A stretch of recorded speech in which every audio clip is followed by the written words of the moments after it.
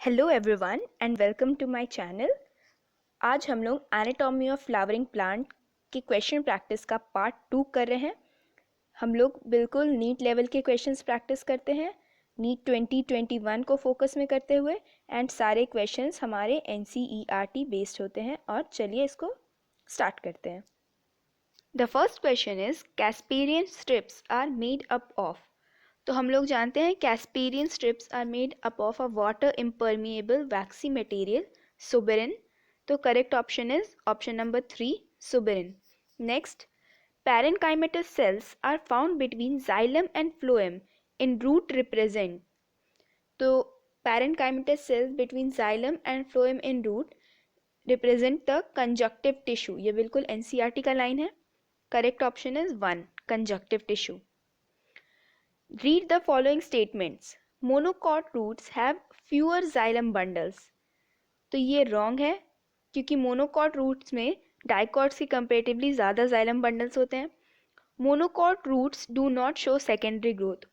ये बिल्कुल करेक्ट है, मोनोकॉट सेकेंडरी ग्रोथ नहीं शो करते। Dicot roots has small pith. तो ये भी करेक्ट है, ये NCERT का लाइन है कि डाइकॉट्स का जो पिथ होता है वो स्मॉल और इनकंस्पीशियस होता है। Next, cortex of stem consists of thick-walled parenchyma cells। तो जो स्टेम होता है उसका कॉर्टेक्स वो एपिडर्मिस और पेरिसाइकल के बीच का लेयर को बोलते हैं हम लोग कॉर्टेक्स। एपिडर्मिस और पेरिसाइकल, यहाँ पे 3 लेयर्स होते हैं। सबसे ऊपर लेयर कॉलेनकाइमा का, उसके बाद पैरेनकाइमेटस सेल्स और यहाँ पे एंडोडर्मिस। एंडो और ये पैरेनकाइमा और ये कॉलेनकाइमा। तो बिल्कुल पैरेनकाइमा सेल्स का बना है, तो ये स्टेटमेंट गलत है। तो सही है हमारा बी एंड सी। तो option number 3। Hypodermis is collenchymatous in. Just हम लोग प्रीवियस क्वेश्चन में देखे हैं कि एपिडर्मिस के नीचे कॉर्टेक्स का फर्स्ट लेयर जो हाइपोडर्मिस था वो कॉलेनकाइमा का बना हुआ था डाइकॉट स्टेम में। तो यहाँ monocot root, monocot stem, dicot root, और यहाँ सनफ्लावर स्टेम, सनफ्लावर डाइकॉट होता है और डाइकॉट का स्टेम। तो correct option is option number 2 sunflower stem. Inner most layer of cortex is called. तो अभी हम लोग देखें कॉर्टेक्स का इनर मोस्ट लेयर सबसे ऊपर हाइपोडर्मिस, उसके बाद पैरेनकाइमा, उसके बाद सबसे अंदर एंडोडर्मिस। तो third layer inner most layer of cortex is option number 3 endodermis. Next, starch sheath is found in। तो starch sheath is found in the endoderm of dicot stem। तो यहाँ पे dicot stem कौन सा है? sunflower obviously। तो इसका correct option is option number 1 sunflower stem।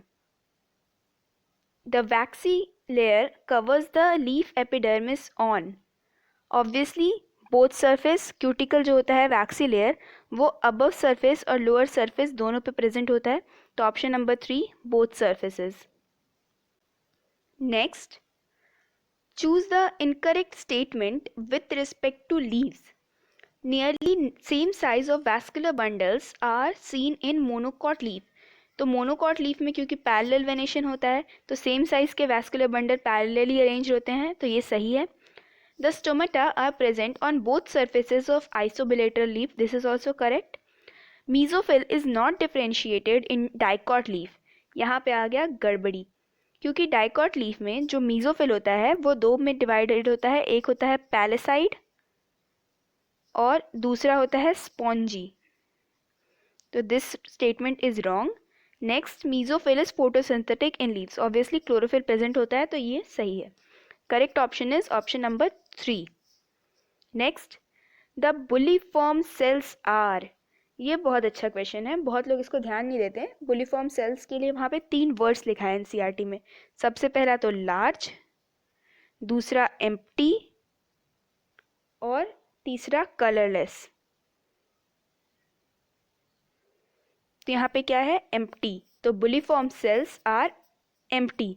Large है तो स्मॉल नहीं होगा, पिगमेंटेड भी नहीं होगा क्योंकि कलरलेस है, और कॉर्टिकल तो नहीं है। तो सही है option number 2 bulliform cells are empty. तो नेक्स्ट क्वेश्चन है, all of the following tissues are involve in secondary growth except. तो लैटरल मेरिस्टेम ऑब्वियसली ये गर्थ को इंक्रीज कराता है, सेकेंडरी ग्रोथ है। इंटर कैलरी मेरिस्टेम ये लेंथ इंक्रीज करने में हेल्प करता है और ग्रासेस की रीजेनरेटेड मतलब जो ग्रेजिंग हर्बिवोर्स जिसको ग्रेज कर जाते हैं उन पार्ट को रीजेनरेट करता है, तो ये सेकेंडरी ग्रोथ में इन्वॉल्व नहीं होगा। तो correct option is option number 2। कॉक कैम्बियम भी ग्रोथ इंक्रीज करता है और वैस्कुलर कैम्बियम तो करता ही है। Next question is late wood. तो लेट वुड जो होता है उसको हम लोग ऑटम वुड भी बोलते हैं, ऑटम वुड। और ये ऑटम यानी विंटर के करीब ठंडी के टाइम पे जो कैम्बियम का एक्टिविटी होता है वो लेस हो जाता है, लेस एक्टिव हो जाता है, तो फाउंड बाय मोर एक्टिव ये गलत है। और क्योंकि कैम्बियम का एक्टिविटी लेस हो जाता है तो जो जाइलरी एलिमेंट्स बनते हैं वो कम नंबर में बनते हैं, तो large number, this is also wrong. The vessel elements have wide lumen, तो वाइड नहीं, ल्यूमेन क्या हो जाता है, नैरो, तो ये भी गलत है। And it is form during autumn season, तो correct option is option number 1। Next है all tissues exterior to vascular cambium are called bark और is called bark which includes, तो इसका सही आंसर है option number 3 periderm and secondary phloem. ये बिल्कुल NCERT का लाइन है कि bark includes the tissues, periderm and secondary phloem. Next, choose the correct option with respect to origin of vascular cambium in dicot.